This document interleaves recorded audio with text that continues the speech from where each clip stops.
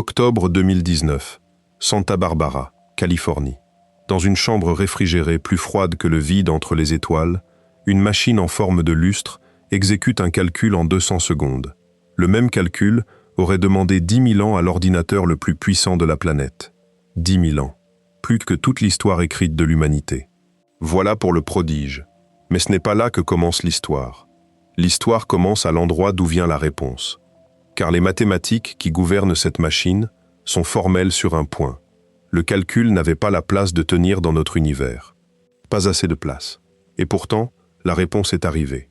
Juste, vérifiable, reproductible. Un homme, seul, travaillant la nuit dans une maison discrète d'Oxford, avait déjà répondu à la question de savoir où le calcul s'était déroulé. Il y travaille encore aujourd'hui.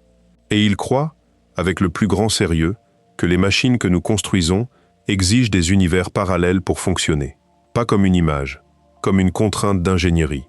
L'homme dont les équations portent aujourd'hui toute une industrie est mort sur son canapé, à 51 ans. Selon ses propres instructions, ses cendres ont été jetées à la poubelle. Sa fille, des années plus tard, a mis fin à ses jours en laissant un mot. Elle espérait retrouver son père dans un autre univers. D'après les machines que nous bâtissons désormais en série, elle n'avait peut-être pas tort.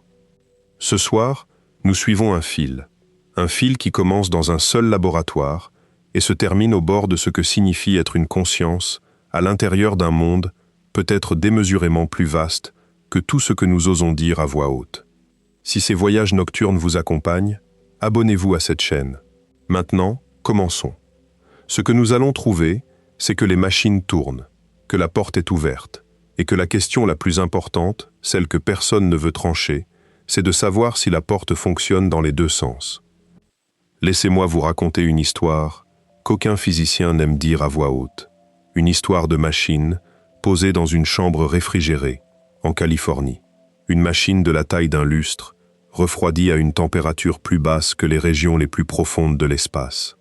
Une machine que l'on a allumée en 2019 et qui a fait en 200 secondes ce qui aurait pris 10 000 ans à la meilleure machine classique du monde. Cela seul n'est pas l'histoire.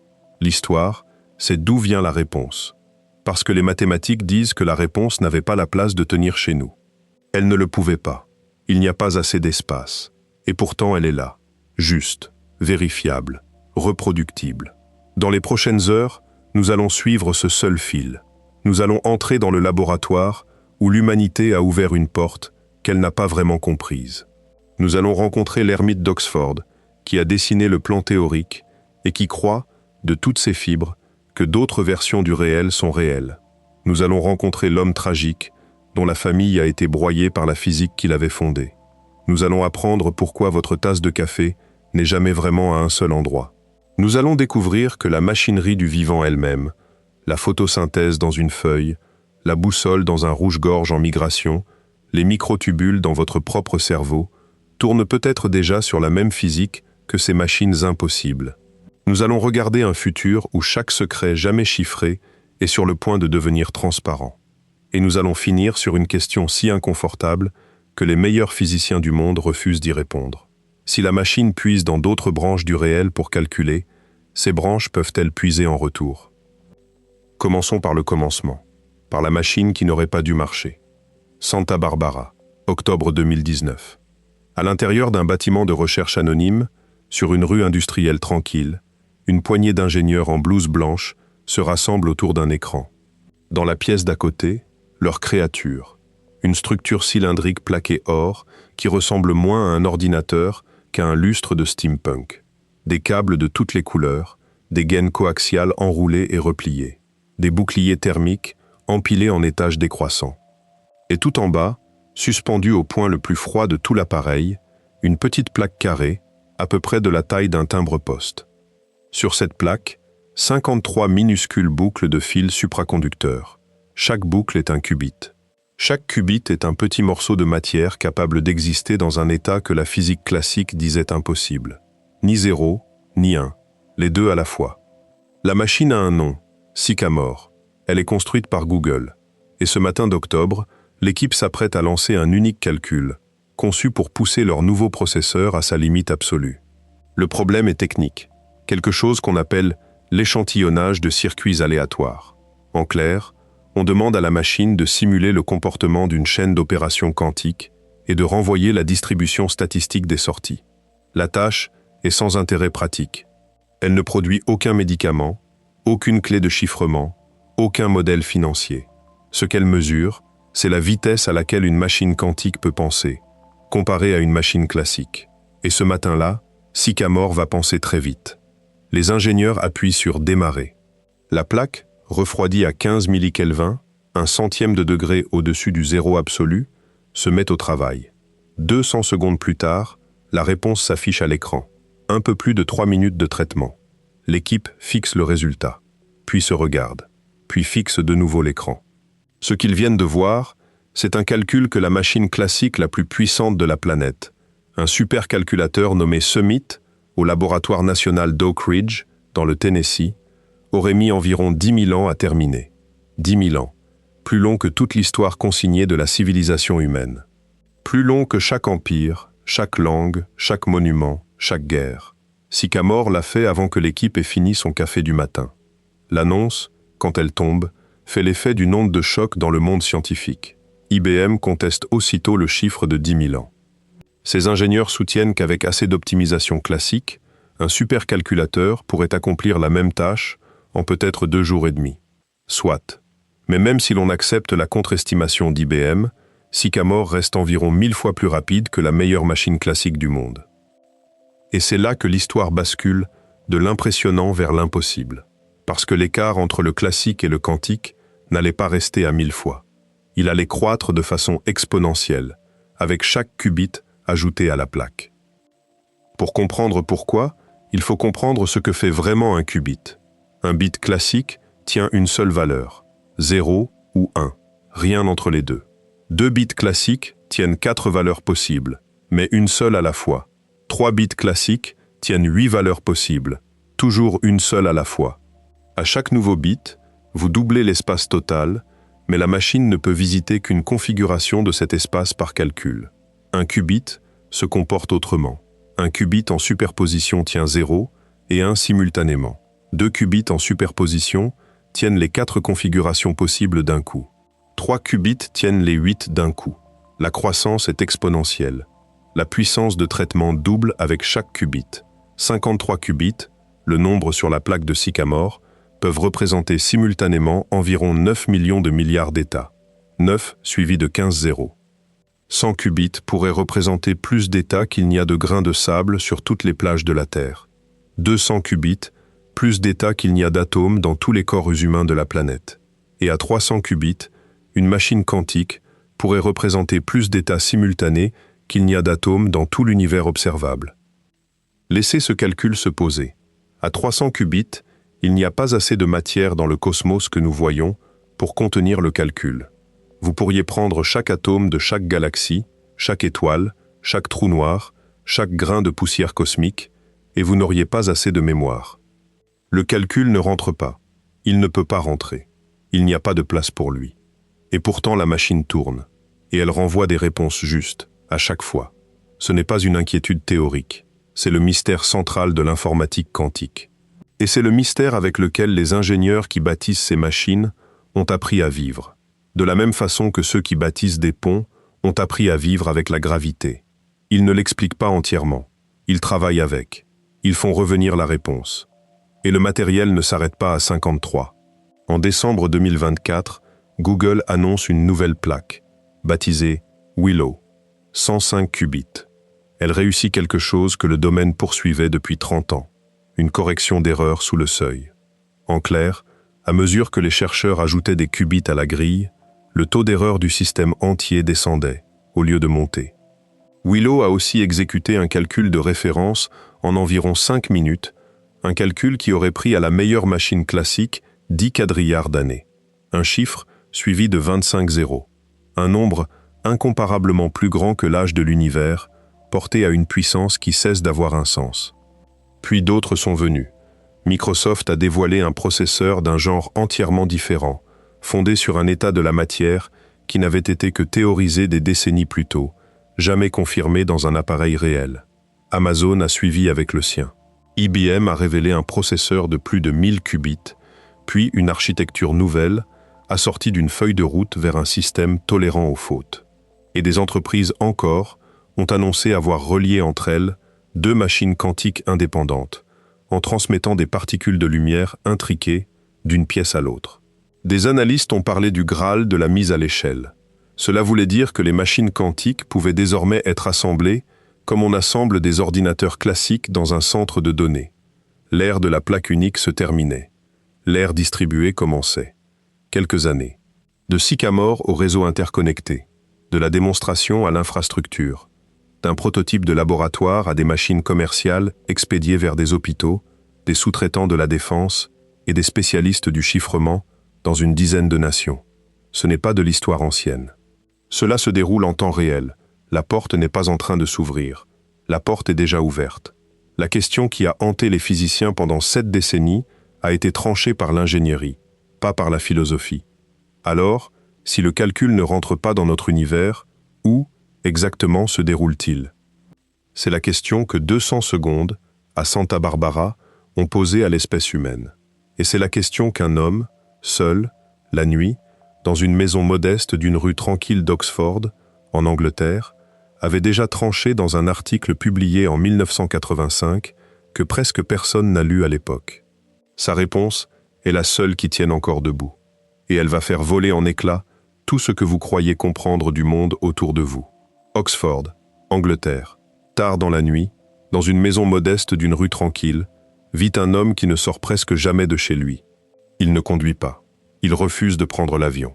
Il fait l'essentiel de son travail entre le coucher et le lever du soleil, entouré de papiers, de livres et du léger bourdonnement d'un ordinateur. Il s'appelle David Deutsch. C'est l'un des physiciens vivants les plus influents. Et si vous lui demandez ce que fait vraiment une machine quantique, il vous répondra quelque chose qui sonne comme de la science-fiction, mais qu'il tient, lui, pour un simple énoncé de fait. Il vous dira que les machines quantiques travaillent en répartissant leurs calculs à travers des univers parallèles, que chaque processeur quantique sur Terre est une machine qui emprunte sa puissance de calcul à des réalités que nous ne voyons pas, et que quiconque le nie refuse de prendre ses propres équations au sérieux. Ce n'est pas une lubie de marge. En 1985, David Deutsch publie dans les comptes rendus de la Royal Society un article au titre austère sur la théorie quantique et la machine quantique universelle. Cet article pose le socle mathématique de chaque machine quantique construite depuis. Sycamore tourne sur le cadre de Deutsch. Willow tourne sur le cadre de Deutsch. IBM, Microsoft, toute l'industrie qui se dispute cette technologie, à coups de milliards, tourne sur l'architecture théorique qu'un homme discret d'Oxford a esquissé dans un article que presque personne n'a lu à sa parution. Et au cœur de cet article, une affirmation si radicale que Deutsch lui-même a reconnu qu'il lui avait fallu des années pour cesser d'en avoir peur. Une machine quantique universelle ne se contente pas d'exploiter l'étrangeté de la mécanique quantique. Elle exige l'existence d'univers parallèles pour fonctionner. Pas comme métaphore, pas comme interprétation, comme contrainte d'ingénierie. Deutsch n'est pas le premier à parvenir là. Il a bâti son travail sur des fondations posées des décennies plus tôt par un homme dont la plupart des gens n'ont jamais entendu le nom, dont la carrière a été détruite par l'establishment de son temps et dont la famille a été brisée par les implications d'une théorie que presque personne ne prenait au sérieux de son vivant. Cet homme s'appelait Hugh Everett III, et son histoire est l'une des plus tristes de la science moderne. 1957, Université de Princeton. Hugh Everett est un doctorant qui travaille sous la direction de John Archibald Wheeler, l'un des plus grands physiciens théoriciens du XXe siècle. Everett est brillant. Il est aussi jeune, sûr de lui, et agacé par les incohérences qu'il voit dans l'interprétation standard de la mécanique quantique. L'orthodoxie de l'époque, associée au physicien danois Niels Bohr et connue sous le nom d'interprétation de Copenhague, dit une chose qu'Everett trouve philosophiquement bancale. Elle dit que lorsqu'un système quantique est mesuré, la fonction d'onde, l'objet mathématique qui décrit la superposition des états possibles, s'effondre. Avant la mesure, le système est dans plusieurs états à la fois. Après la mesure, un seul état demeure, le reste disparaît. Mais la théorie n'a aucune explication rigoureuse de ce qui provoque cet effondrement, du moment exact où il se produit, ni de la raison pour laquelle la mesure aurait ce statut à part. La théorie dit simplement « l'effondrement a lieu, acceptez-le, faites le calcul, passez à la suite ». Everett regarde cela et dit quelque chose que personne d'important n'avait dit avant lui. Et si la fonction d'onde ne s'effondrait jamais? Et si toutes les possibilités décrites par les mathématiques se produisaient réellement? Et si, chaque fois qu'un système quantique est mesuré, la réalité elle-même se scindait, se divisant en plusieurs versions d'elle-même, chacune contenant un résultat différent? Celui qui regarde se scinde avec tout le reste. Dans une branche, vous voyez l'atome se désintégrer. Dans une autre branche, une autre version de vous le voit rester intact. Les deux sont réels. Les deux continuent. Les deux abritent des consciences qui croient, à juste titre, que leur résultat est le seul qu'elles aient vécu. C'est l'interprétation des mondes multiples. Everett en fait sa thèse de doctorat. Lorsque Wheeler porte le manuscrit à bord, à Copenhague, le vieux maître le balaie. L'establishment suit bord. Le jeune homme de Princeton est traité comme une curiosité, un esprit brillant mais fourvoyé, qui aurait manqué à l'humilité que l'on attend d'un physicien. Everett a le cœur brisé. Il soumet une version fortement remaniée de sa thèse, obtient son diplôme, puis quitte la physique théorique pour de bon. Il ne publiera plus jamais un seul article de mécanique quantique. Il part travailler pour le Pentagone, où il passe le reste de sa carrière à calculer les taux de mortalité probables de populations exposées à divers scénarios de retombées de bombes à hydrogène. Il boit. Il fume 3 paquets de cigarettes par jour. Il prend beaucoup de poids. Il parle à peine à sa femme. Il connaît à peine ses 2 enfants. Il meurt sur son canapé en 1982, à 51 ans. Son fils, Mark, qui deviendra plus tard le chanteur d'un groupe de rock, a raconté publiquement que découvrir le corps de son père le matin de sa mort fut la première fois qu'il l'avait touché. Par ses propres instructions écrites, les cendres de Hugh Everett ont été jetées à la poubelle. Voilà l'homme dont les mathématiques sous-tendent aujourd'hui, en silence, chaque machine quantique sur Terre. Voilà l'homme dont l'interprétation, tournée en ridicule de son vivant, est désormais considérée par beaucoup de physiciens en exercice comme la façon la plus nette, la plus économe, de comprendre ce que ces machines font réellement. Et l'histoire ne s'arrête pas à sa mort. Des années après la disparition de son père, la fille de Hugh Everett met fin à ses jours. Dans son sac, elle laisse un mot. Le mot dit qu'elle espère retrouver son père dans un autre univers. Laissez cela reposer un instant. Parce que si la théorie de son père est juste, et si les mathématiques qui font tourner chaque processeur quantique de chaque grand laboratoire de la planète décrivent le réel, comme Everett et Deutsch l'affirment, alors, quelque part dans la structure ramifiée sans fin de ce que les physiciens nomment la fonction d'onde universelle, son père est vivant, et elle l'a retrouvé. Quelque part, elle n'a jamais écrit ce mot. Quelque part, Bohr a écouté, en 1957. Quelque part, l'informatique quantique est arrivée 40 ans plus tôt, parce que le père fut célébré au lieu d'être ruiné. Il faut être prudent ici. Ce sont des branches mathématiques.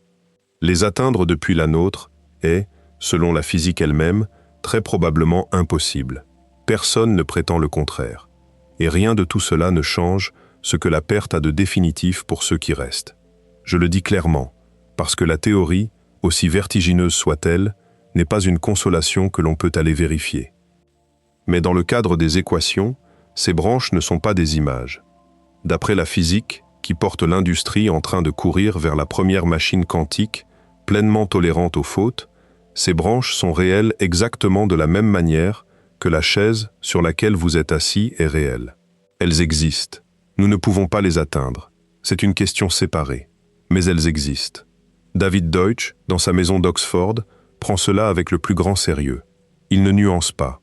Il ne dit pas qu'il trouve l'interprétation plausible ou commode. Il dit qu'elle est vraie. Il vous dira que lorsque vous prenez une décision, une petite décision, quelle chaussure enfiler d'abord, tourner à gauche ou à droite au coin de la rue, votre cerveau quantique interagit avec des systèmes quantiques de l'environnement et l'univers se ramifie. Dans une branche, vous tournez à gauche. Dans une autre version de vous tourne à droite. Les deux continuent. Les deux étaient vous, jusqu'à l'instant de la ramification. Et désormais les deux sont des personnes légèrement différentes, dérivant selon des histoires différentes. Il le croit comme vous croyez que votre maison a des fondations. Ce n'est pas une posture. C'est une description de la structure du réel, telle qu'il la lit dans les mathématiques. Et voici le détail qui fait de tout cela plus qu'une curiosité. L'argument de Deutsch pour expliquer pourquoi les machines quantiques fonctionnent repose exactement sur cette vision. Quand vous lancez un calcul sur une machine quantique, elle place ses qubits en superposition. 100 qubits sont simultanément dans les 2 puissance 100 configurations possibles. Un nombre qui dépasse le compte des atomes de l'univers observable. Où ces configurations sont-elles traitées? Deutsch dit que la réponse est évidente. Elles sont traitées dans des branches parallèles du réel. Chaque branche exécute l'une des configurations possibles. Le calcul se répartit à travers le multivers. Quand il se termine, l'interférence quantique recombine les résultats de toutes les branches en un seul résultat dans la nôtre. La réponse que nous lisons à l'écran est la somme d'un travail accompli dans des lieux que nous ne pouvons pas voir. Et il faut le dire aussi nettement, ce n'est qu'une lecture parmi d'autres. Des critiques rappellent depuis longtemps que d'autres cadres mathématiques décrivent les mêmes résultats expérimentaux sans convoquer de mondes parallèles. Ils ont raison. Il existe des interprétations concurrentes. L'interprétation de Copenhague, la théorie de l'onde pilote associée à David Bohm, l'interprétation relationnelle proposée par Carlo Rovelli. Chacune produit exactement les mêmes prédictions pour ce que la machine va sortir, ce qui explique que les machines fonctionnent, quelle que soit l'interprétation que vous préférez. Mais Deutsch soutient, avec un appui grandissant d'autres physiciens, que l'image des mondes multiples est la seule qui n'exige aucune machinerie supplémentaire inexpliquée. Dans toutes les autres, il faut ajouter quelque chose, un mécanisme d'effondrement, une variable cachée, un rôle spécial pour la mesure. Les mondes multiples, eux, prennent les mathématiques exactement telles qu'elles sont, lisent chaque terme de l'équation comme réel et arrivent aux branches parallèles comme à une conséquence directe. Voilà donc où vous êtes assis, en ce moment, en lisant ces mots. D'après la physique qui rend possible votre téléphone, qui déchiffre votre trafic Internet, qui laisse un ingénieur de Santa Barbara faire en 200 secondes un calcul qui aurait dû demander 10 millénaires, vous êtes une branche parmi un nombre inconcevable. La chaise sous vous existe sur cette branche. Sur d'autres, c'est une autre chaise. Sur d'autres encore, il n'y a pas de chaise, parce qu'une petite fluctuation quantique, il y a des décennies, a poussé une molécule d'un cheveu vers la gauche, et l'usine qui a fabriqué cette chaise n'a jamais été construite. Chaque version de cette histoire existe quelque part. D'après les machines que nous avons bâties, et que nous relions désormais en réseaux commerciaux, toutes ces versions sont réelles. La question n'est plus philosophique. Elle est mécanique. Elle relève de l'ingénierie. Alors, si l'on prend les mathématiques au sérieux, et si ces branches existent, que se passe-t-il, exactement, à l'intérieur de la boîte, quand un qubit entre en superposition? Que manipule vraiment la machine? Pour répondre, il faut regarder l'expérience de pensée la plus célèbre de toute l'histoire de la physique. Une expérience conçue à l'origine pour détruire la mécanique quantique en montrant à quel point elle était absurde. L'expérience a manqué son but d'origine.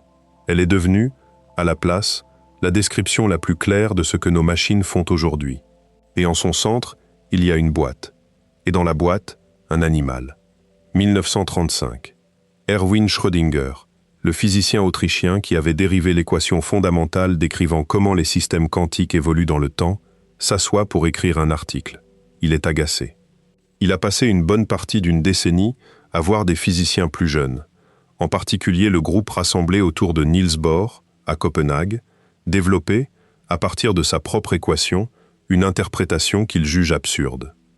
Ils disent qu'un atome peut être dans 2 états à la fois, qu'une particule n'a pas de position définie avant d'être mesurée, que l'acte d'observer participe, d'une façon ou d'une autre, à la détermination du réel.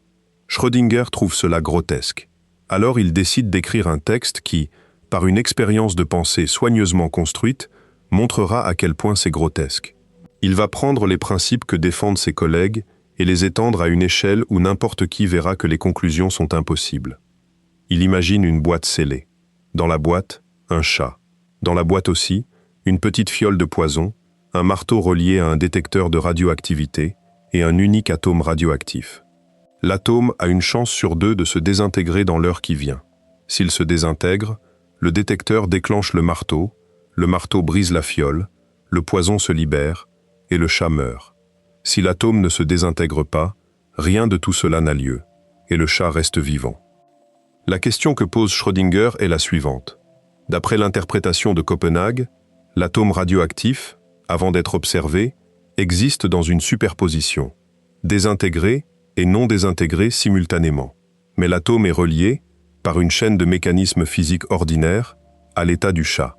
Donc, tant que la boîte n'est pas ouverte et que son contenu n'est pas observé, le chat doit lui aussi exister en superposition, vivant et mort à la fois.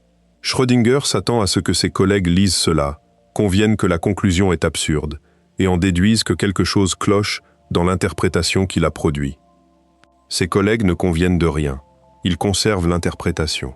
Ils disent que oui, en principe, le chat est bel et bien dans une superposition de vivant et de mort, jusqu'à ce que l'observation le fasse basculer dans un seul résultat. L'absurdité n'est pas un défaut de la théorie, c'est une caractéristique. Et dans les 9 décennies qui ont suivi, expérience après expérience a confirmé que l'absurdité est correcte. Le chat dans la boîte, au niveau fondamental de la physique, est réellement les deux. La théorie fonctionne. Elle n'a jamais été prise en défaut par un test de laboratoire. Chaque puce de votre ordinateur, chaque laser de votre cuisine, chaque appareil d'imagerie médicale de chaque hôpital du monde tourne sur la physique que Schrödinger a tenté de détruire. Et la plaisanterie qu'il voulait dévastatrice est devenue la description standard, dans les manuels, de ce que signifie vraiment la superposition quantique. Voici ce que la plupart des gens ne saisissent pas. Le chat dans la boîte n'est pas une métaphore. Schrödinger ne disait pas que le chat semble seulement à la fois vivant et mort, ou que notre connaissance du chat reste indéterminée tant que nous n'avons pas vérifié. Il disait, et le compte-rendu expérimental l'a confirmé, que les mathématiques de la mécanique quantique décrivent le chat comme littéralement dans les 2 états. Et les mathématiques ne cessent pas de s'appliquer aux gros objets. Les mêmes équations qui gouvernent un atome radioactif gouvernent le chat, la tasse de café sur votre table, la chaise sous vous, le corps que vous habitez. Il n'existe aucune taille à partir de laquelle la mécanique quantique s'éteint et la mécanique classique prend le relais. La description quantique est la description fondamentale. Le monde classique que vous vivez, c'est ce à quoi ressemble la réalité quantique après que quelque chose lui est arrivé. Ce quelque chose porte un nom. On l'appelle la décohérence. Et c'est le concept le plus important de tout le domaine.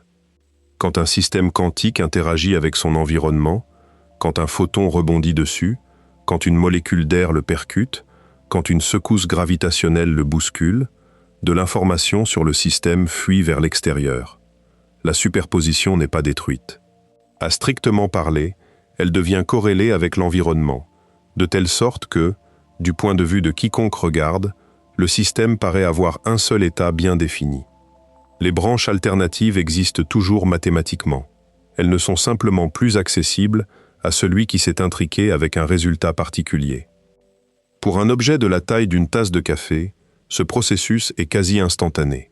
La tasse échange en permanence des photons avec la pièce, se heurte en permanence à des molécules d'air, participe en permanence à des fluctuations thermiques. Chaque interaction fait fuir de l'information. L'échelle de temps de décohérence, pour un objet macroscopique, est de l'ordre de 10 puissance moins 39 de seconde. 1 divisé par un nombre à 39 zéros. Le temps que votre cerveau enregistre la simple possibilité que la tasse soit à 2 endroits, la décohérence s'est déjà produite des quadrillions de fois. Voilà pourquoi vous ne vivez pas l'étrangeté quantique au quotidien. Non parce que la mécanique quantique ne s'applique pas à vous. Elle s'applique. Chaque atome de votre corps est un objet quantique. Chaque molécule est un objet quantique. Chaque neurone est fondamentalement décrit par des équations quantiques. Si vous voyez un monde unique et solide, c'est parce que l'environnement vous a regardé si complètement, si continuellement, que toute possibilité quantique a depuis longtemps décohéré vers des branches classiques qui ne peuvent plus interagir entre elles. Vous n'êtes pas à l'abri de la mécanique quantique. Vous êtes enfoui à l'intérieur, si profondément que sa surface est la seule chose que vous puissiez percevoir. Et c'est ici qu'intervient l'inversion d'ingénierie. Si la décohérence est ce qui cache le monde quantique à notre expérience quotidienne, alors bâtir une machine quantique, c'est combattre la décohérence. C'est aménager des conditions où un système quantique peut rester en superposition sans que l'environnement lui vole son information avant la fin du calcul.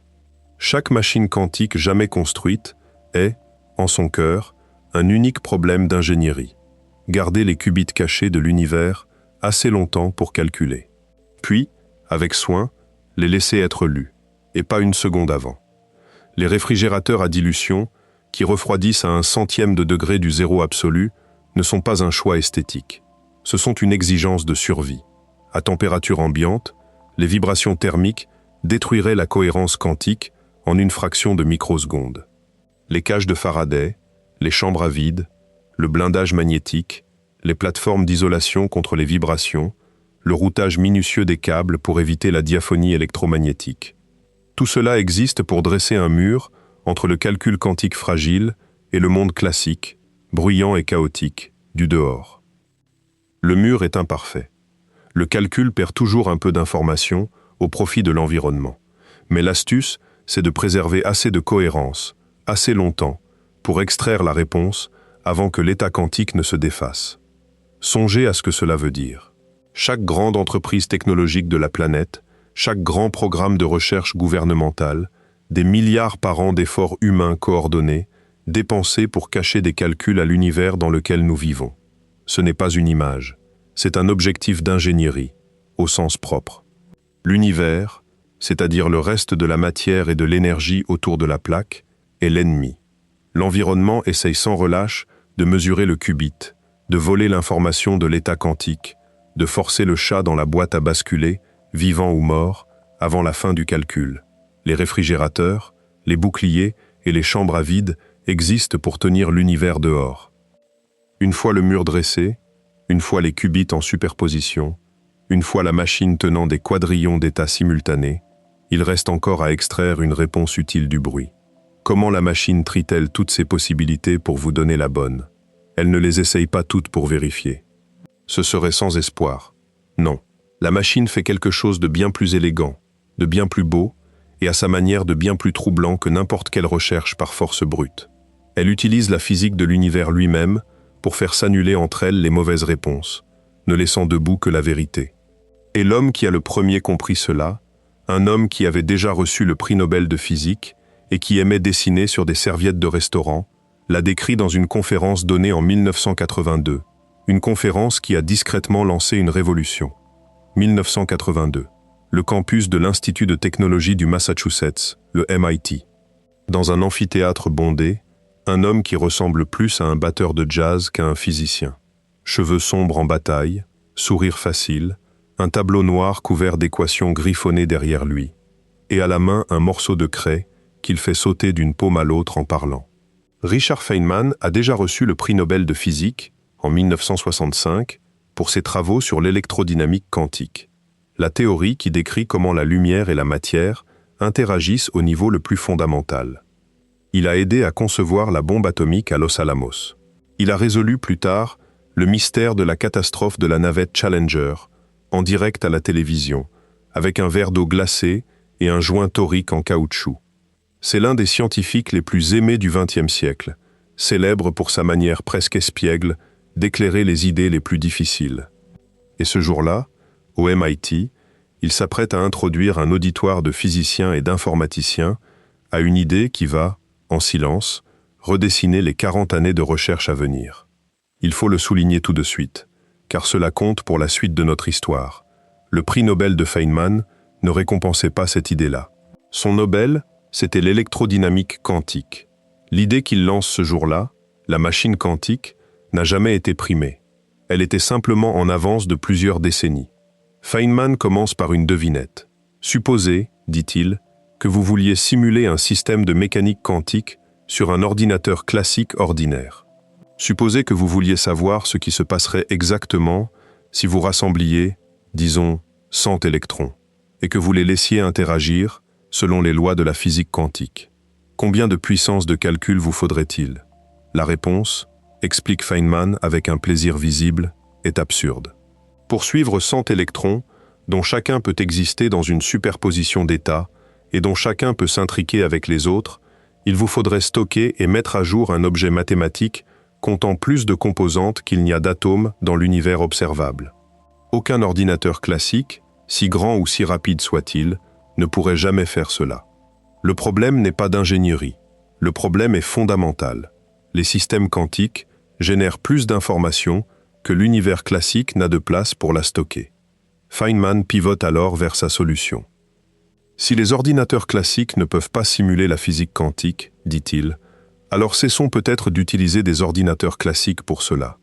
Construisons peut-être une nouvelle sorte de machine, une machine qui tourne sur la même physique que le système que nous voulons étudier. Si vous voulez simuler un univers quantique, construisez une machine qui soit elle-même un univers quantique. Laissez la machine être la chose. Laissez la physique faire le travail. Feynman ne fournit pas de plan. Il ne résout pas le problème de savoir comment construire concrètement une telle machine. Il plante simplement l'idée. Une machine quantique, suggère-t-il, n'est pas juste une version plus rapide d'un ordinateur ordinaire. C'est un genre d'appareil radicalement différent, qui ne peut fonctionner que parce qu'il est fait de la même étoffe que la réalité sur laquelle il calcule. Il faudra 3 années de plus avant que David Deutsch, à Oxford, ne fournisse le cadre mathématique qui transforme la devinette de Feynman en feuille de route d'ingénierie. Et une dizaine d'années encore avant que ne soient conçus les premiers algorithmes sérieux montrant exactement ce qu'une machine quantique pourrait faire qu'une machine classique ne peut pas. Mais la graine était semée dans cet amphithéâtre du MIT, et la graine a donné une réponse précise, profondément étrange et magnifique, à la question de savoir comment une machine quantique produit, en pratique, de bonnes réponses. La réponse n'a rien à voir avec le fait d'essayer chaque possibilité pour choisir la bonne. Rien à voir avec la force brute. La réponse est bien plus singulière. La réponse tient dans un mot, l'interférence. Pour comprendre l'interférence quantique, il faut penser aux vagues. Si vous jetez 2 cailloux dans un étang, chacun produit une onde circulaire qui s'étale à la surface. Quand les 2 ondes se rencontrent, quelque chose d'intéressant se produit. Là où la crête de l'une rencontre la crête de l'autre, les 2 crêtes se combinent en une crête plus haute. On appelle cela l'interférence constructive. Là où la crête de l'une rencontre le creux de l'autre, elle s'annule. L'eau, à cet endroit, reste plate. C'est l'interférence destructive. Le motif combiné, des crêtes qui se renforcent, des creux qui se neutralisent, produit un dessin rayé, caractéristique, qui court à la surface de l'étang. Ce comportement est si fondamental pour les ondes qu'il apparaît partout en physique. Les ondes sonores interfèrent. Les ondes lumineuses interfèrent. Et, comme l'a démontré une expérience célèbre de Thomas Young en 1801, la matière quantique, qui est aussi une onde, interfère. En mécanique quantique, chaque chemin possible qu'un système pourrait emprunter possède ce qu'on appelle une amplitude de probabilité. Ces amplitudes se comportent comme des ondes. Quand un système quantique évolue dans le temps, il explore en fait tous les chemins possibles simultanément. Et les amplitudes de ces chemins se combinent par interférence. Les chemins qui se renforcent produisent des résultats très probables. Les chemins qui s'annulent produisent des résultats très improbables. Dans l'expérience des 2 fentes, un unique photon traverse 2 fentes en même temps, et le motif sur l'écran montre des bandes claires et sombres, exactement comme le dessin produit par des vagues qui interfèrent. Le photon a interféré avec lui-même, parce que, dans la description quantique, il a pris les 2 chemins. Et voici le génie de la conception d'un algorithme quantique. Une machine quantique peut être programmée, c'est-à-dire que les portes appliquées au qubit peuvent être arrangées, de telle sorte que les mauvaises réponses à un problème donné interfèrent de façon destructive et s'annulent, tandis que les bonnes réponses interfèrent de façon constructive et se renforcent. La machine ne vérifie pas chaque possibilité. Elle ne cherche pas. Elle arrange la physique pour qu'à la fin du calcul, les seuls résultats dotés d'une amplitude significative soient les bons. Les mauvaises réponses ne se contentent pas de perdre. Elles sont éliminées de l'existence avant même que la mesure ne soit faite. Ce qui reste à l'écran, à la fin, c'est ce qui a survécu à l'interférence. Ce qui a survécu, c'est la vérité. C'est un renversement profond de ce que la plupart des gens croient qu'est le calcul. Dans une machine classique, vous faites un calcul, puis vous vérifiez si la réponse est correcte. Dans une machine quantique, vous aménagez des conditions telles que les mauvaises réponses ne peuvent pas exister comme états finaux. Le calcul est un travail de sculpteur. Vous partez d'un nuage immense de possibilités et, par l'interférence soigneusement orchestrée des amplitudes, vous taillez tout ce qui n'est pas la réponse. 2 algorithmes, conçus une décennie plus tard, ont montré à quel point cela pouvait être puissant. En 1994, un mathématicien des laboratoires Bell, nommé Peter Shor, publie un algorithme pour factoriser de grands nombres à l'aide de l'interférence quantique. Factoriser, c'est prendre un grand nombre et retrouver les deux nombres premiers, qui, multipliés, le produisent. Pour de petits nombres, c'est facile. Pour de très grands nombres, cela devient prodigieusement difficile. En fait, la difficulté de factoriser de grands nombres est la base même du système de chiffrement RSA, qui protège presque chaque transaction financière sur Internet. Les ordinateurs classiques ont besoin d'un temps qui explose à mesure que les nombres grandissent. Shor a montré qu'une machine quantique assez puissante, exécutant son algorithme, pourrait factoriser de grands nombres en un temps qui ne croît que modérément.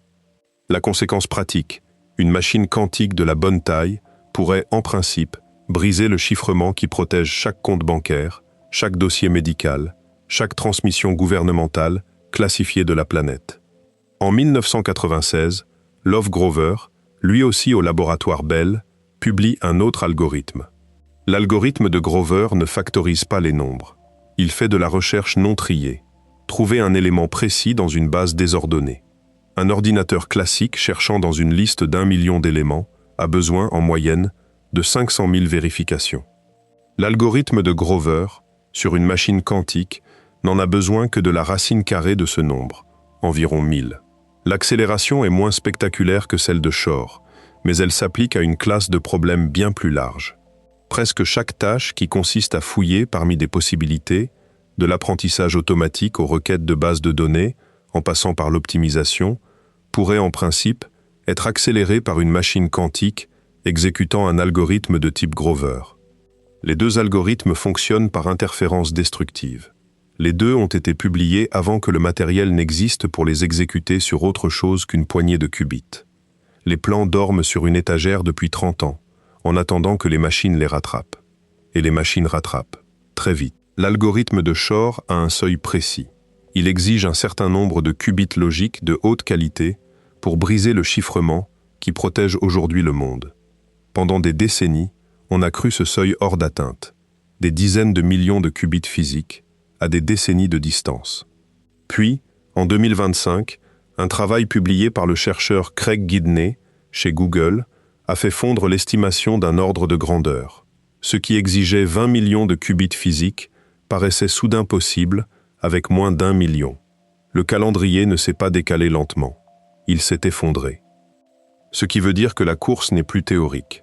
Chaque mois, chaque trimestre, chaque annonce de Google, d'IBM, de Microsoft ou des laboratoires équivalents de Pékin et de Shanghai rapproche le monde d'une date que les cryptographes appellent le jour Q. Le jour où une machine quantique assez capable se mettra en marche et commencera à exécuter l'algorithme de Shor contre les données chiffrées déjà stockées. Avant d'en arriver à cette date redoutable et à ce qu'elle signifie, il faut comprendre une dernière pièce de la physique. Parce que Feynman nous a donné la devinette, Deutsch nous a donné la réponse, Grover et Shor nous ont donné les algorithmes. Mais aucun d'eux n'a pleinement expliqué pourquoi le monde classique paraît si solide, si permanent, si unique, alors que la réalité sous-jacente est tout le contraire. Cette explication est venue d'un physicien discret, à Los Alamos. Et c'est l'idée la plus importante dont vous n'ayez jamais entendu parler. Laboratoire national de Los Alamos, dans les années 1970 et 1980. Dans un petit bureau, au milieu des mésas du nord du Nouveau-Mexique, un physicien né en Pologne, Wojciech Żurek, travaille sur un problème que presque personne dans le domaine ne juge urgent. Żurek demande pourquoi nous voyons un seul monde classique, tout court. La plupart de ses collègues tiennent la question soit pour déjà résolue, soit pour indigne d'être posée. L'interprétation de Copenhague dit que la mesure fait basculer la fonction d'onde. Et voilà tout. Ne posez pas d'autres questions. Utilisez les équations. Construisez les lasers et les transistors. Encaissez votre salaire. Mais Żurek et quelques autres dispersés dans le monde, dont le physicien allemand Heinz-Dieter Zeh, pressentent que la réponse standard est profondément insatisfaisante. Elle en appelle à un processus mystérieux, la mesure, que la théorie elle-même ne définit pas. Elle accorde un rôle spécial à celui qui regarde sans expliquer ce qu'est vraiment un regard. Elle fonctionne comme une recette de calcul, mais ce n'est pas de la physique. Ce que Żurek et Zeh élabore, sur une trentaine d'années, c'est une théorie mathématique rigoureuse qui n'a besoin d'aucun témoin. Ils l'appellent la décohérence. Et leur théorie dit une chose qui, une fois comprise, redispose tous les meubles du monde. L'effondrement de la fonction d'onde, affirme-t-il, n'est pas un processus physique fondamental. C'est une apparence, un effet, une conséquence de l'interaction inévitable entre les systèmes quantiques et les environnements dans lesquels ils baignent. Un système quantique, laissé complètement seul, sans aucune interaction avec la moindre matière ou énergie, resterait en superposition sans terme. Mais aucun système, dans l'univers réel, n'est jamais complètement seul. Chaque objet est bombardé sans cesse de photons, de molécules d'air, de vibrations thermiques, de fluctuations gravitationnelles, du rayonnement de fond cosmique. Chacune de ces interactions emporte de l'information sur le système vers le dehors. Et une fois cette information partie, la superposition devient, en pratique, irrécupérable. Les branches du réel se séparent. Elles ne disparaissent pas. Elles deviennent inaccessibles. Voyez cela ainsi. Imaginez un étang parfaitement immobile. Jetez-y un caillou. Les rides s'étalent. Si l'étang était parfaitement calme et uniforme, et si les rides ne rencontraient jamais de rive, l'information sur la chute du caillou resterait cohérente pour toujours. Vous pourriez inverser le mouvement, rembobiner les rides et retrouver l'état initial de l'étang. Mais dans un étang réel, les rides rencontrent des rochers. Elles sont troublées par le vent. Elles se chargent de sédiments. Elles s'évaporent. Elles interagissent avec 1000 détails microscopiques de l'environnement. Chacune de ces interactions disperse un peu de l'information de départ dans la complexité. Pour inverser les rides et retrouver l'état initial, il faudrait inverser en même temps le mouvement de chaque rocher, chaque rafale, chaque molécule évaporée. La récupération est mathématiquement possible, mais pratiquement impossible. L'information n'est pas détruite. Elle est diluée au-delà de tout espoir de reconstruction. Un système quantique se comporte de même, avec une différence cruciale. Les branches du réel, les superpositions de résultats possibles, ne se contentent pas de se diluer dans l'environnement. Elles s'intriquent avec lui. C'est un mot technique, au sens précis. Deux systèmes quantiques sont intriqués lorsque leurs états sont corrélés au point de ne plus pouvoir être décrits séparément. Une fois l'environnement intriqué avec les branches d'un système, quiconque le contemple depuis l'intérieur de cet environnement ne perçoit qu'une seule branche. Les autres existent toujours dans la description mathématique totale. Elles ne lui sont simplement plus disponibles. C'est là l'image d'Everett rendue rigoureuse. Les mondes multiples ne sont pas séparés par magie, ni par effondrement. Ils sont séparés par une fuite d'informations dans une mer irrécupérable de corrélation. Les échelles de temps en jeu sont presque impossibles à concevoir. Une grosse poussière flottant dans l'air d'une pièce décohère en environ 10 puissance moins 31 de seconde.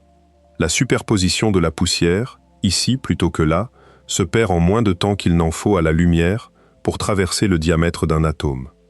Pour tout objet que vous pouvez voir à l'œil nu, la décohérence est si rapide que le monde quantique vous est totalement caché. Vous vivez à l'intérieur d'une bulle classique que l'environnement peint sans cesse autour de vous. Vous ne pouvez pas voir à travers. Vous ne pouvez pas en sortir. Vous ne pouvez pas contempler les autres branches encore là, dessous.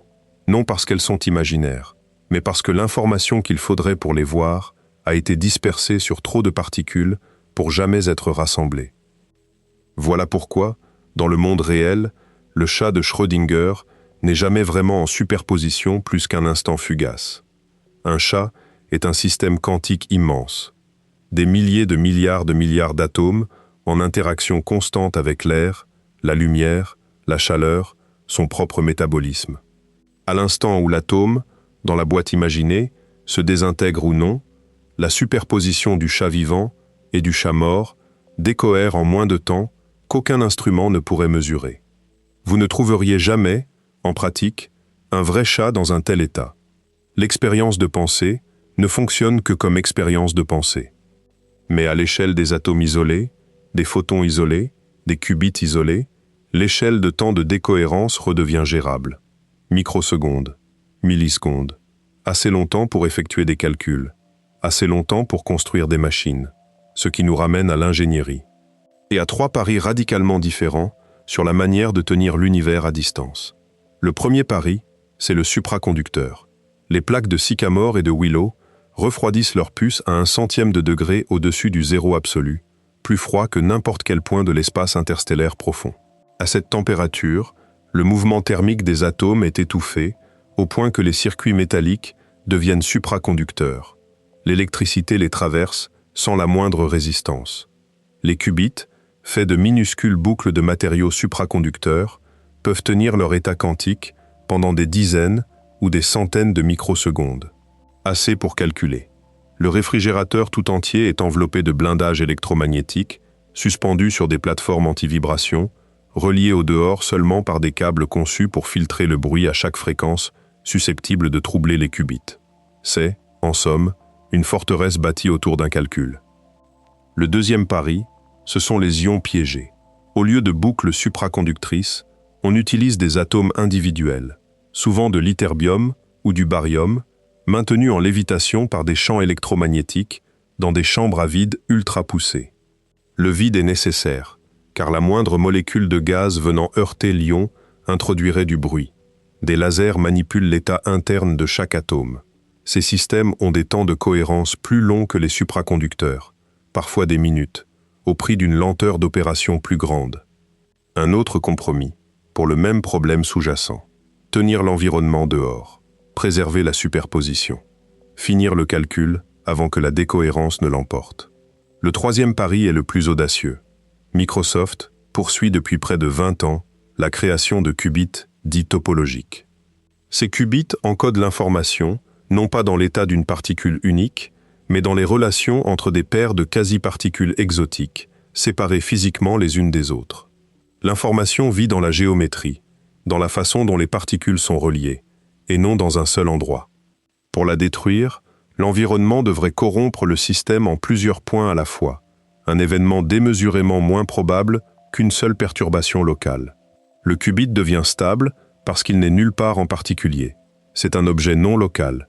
Il existe comme une relation plutôt que comme une chose. En février 2025, Microsoft a dévoilé un premier processeur bâti sur ce principe, en pariant que l'architecture pourrait un jour porter des millions de qubits sur une puce assez petite pour tenir dans la main. Relisez cette phrase. Une puce assez petite pour tenir dans la main. Contenant assez de qubits pour représenter un nombre d'états simultanés qui dépasse le compte des atomes de l'univers observable par des facteurs qu'aucun langage ordinaire ne peut décrire. Voilà la trajectoire. Voilà ce qui se construit en ce moment, avec des capitaux sérieux, par des gens sérieux, sur des calendriers sérieux. Et voici ce que l'on dit rarement à voix haute. Chaque machine quantique est un appareil bâti pour garder l'information à l'intérieur de lui-même. Chaque mur contre la décohérence est un mur contre l'univers. Les milliards dépensés ne servent pas à rendre notre réalité plus visible. Ils servent à cacher des morceaux de notre réalité au reste.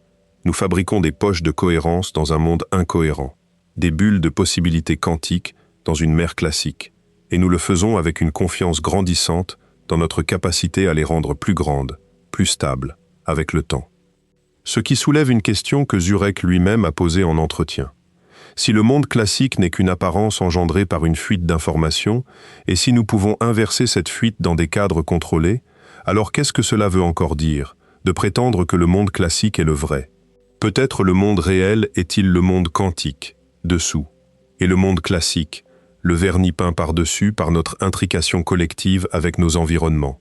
Peut-être les branches que nous ne voyons pas sont-elles aussi réelles que celles que nous voyons, peut-être davantage. Université de Princeton, les années 1990. Un vieil homme traverse lentement le campus enneigé, s'arrêtant parfois pour reprendre son souffle. Il a près de 80 ans, et il a passé sa carrière entière à la frontière de la physique théorique. Il s'appelle John Archibald Wheeler. Il a travaillé avec Niels Bohr. Il a collaboré avec Albert Einstein. Il a dirigé les thèses de doctorat de Richard Feynman et de Hugh Everett. Il a forgé le terme « trou noir ». Il a contribué, directement ou non, à presque chaque avancée majeure de la physique gravitationnelle et de la théorie quantique du XXe siècle. Et dans les dernières années de sa vie, après 60 ans à réfléchir à ce dont le réel est vraiment fait, John Wheeler est arrivé à une conclusion qu'il résumait en 3 mots. It from bit, la chose, à partir du bit. Ce qu'il voulait dire est ceci. L'univers n'est pas fondamentalement fait de matière, ni fondamentalement fait d'énergie, ni de champs, ni de particules, ni de force. Au niveau le plus profond de description, la réalité est information. La chose, ce que nous vivons comme objet et événement, émerge du bit, du substrat sous-jacent de oui et de non, de 0 et de 1, de questions posées et de réponses reçues. Chaque objet physique est un motif de questions résolues.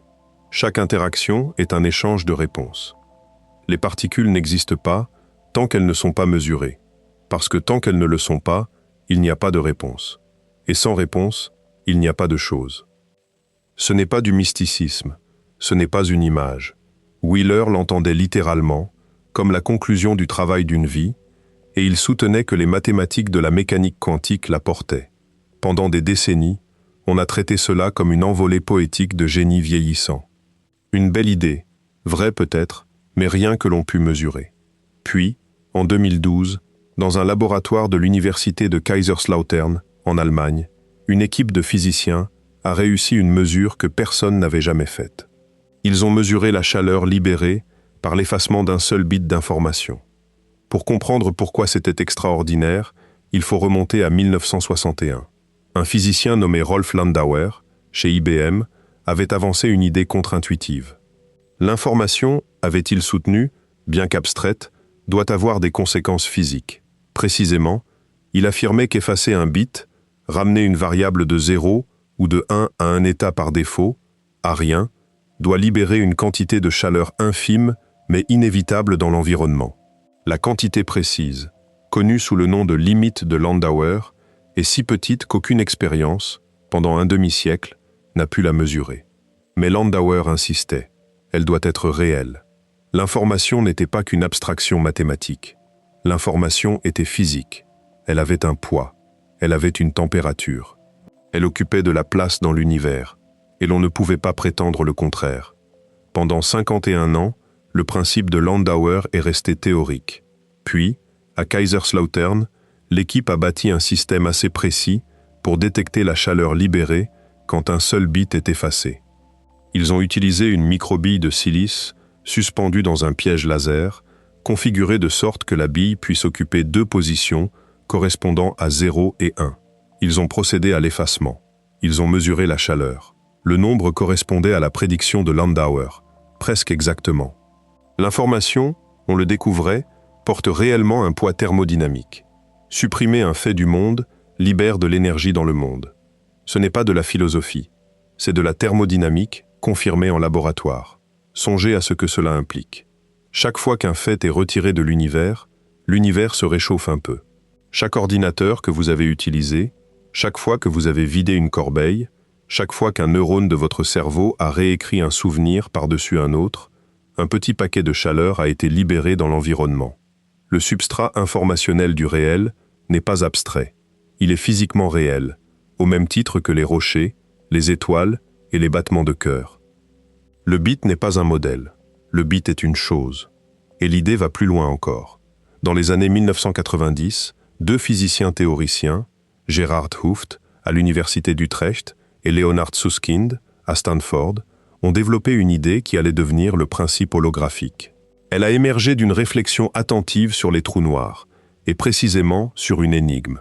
Quelle quantité d'informations un trou noir peut-il contenir ? Quand les physiciens ont calculé la quantité maximale d'informations contenues dans une région de l'espace, ils s'attendaient à ce que la réponse croisse avec le volume de la région. Plus d'espace, plus d'informations. Mais en la calculant soigneusement, à partir de la physique de l'entropie des trous noirs, développée par Jacob Bekenstein et Stephen Hawking, ils ont trouvé quelque chose de stupéfiant. La quantité maximale d'informations d'une région croît avec sa surface, pas avec son volume.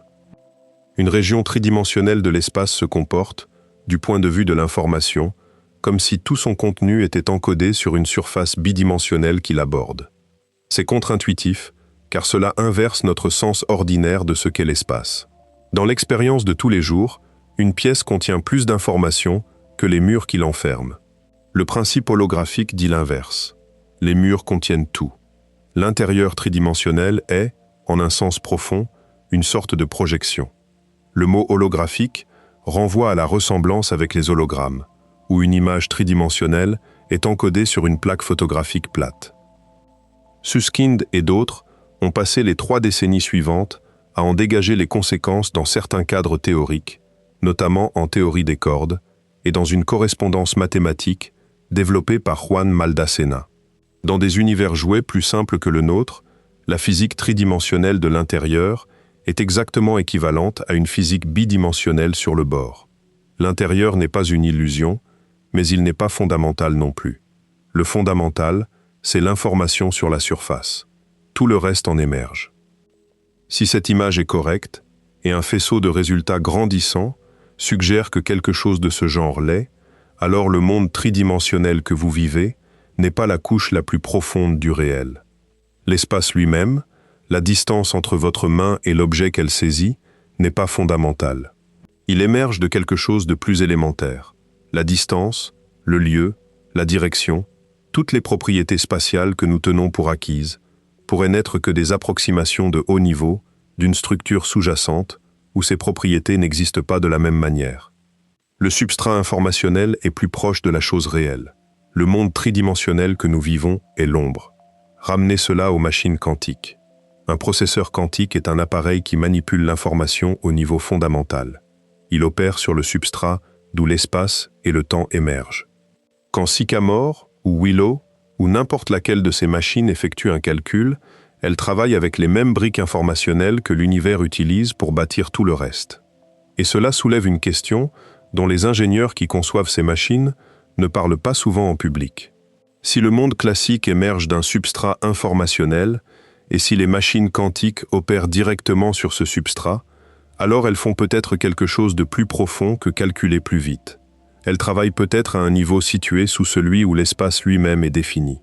Leurs calculs ne se déroulent peut-être pas en un lieu précis, parce que le lieu est une propriété de haut niveau qui émerge de la couche informationnelle sous laquelle elles opèrent. Où le calcul se déroule-t-il ? Peut-être la question n'a-t-elle pas de sens, parce que le calcul quantique se produit à un étage du réel qui précède le concept même de « où ». Il y a un physicien du MIT, Seth Lloyd, qui a poussé cette ligne de pensée plus loin que presque quiconque. Dans son livre paru en 2006, il soutient que l'univers est lui-même une machine quantique, et que chaque interaction physique est une opération de calcul. Les particules sont des bits. Les collisions sont des portes logiques. Le Big Bang est l'allumage de l'univers.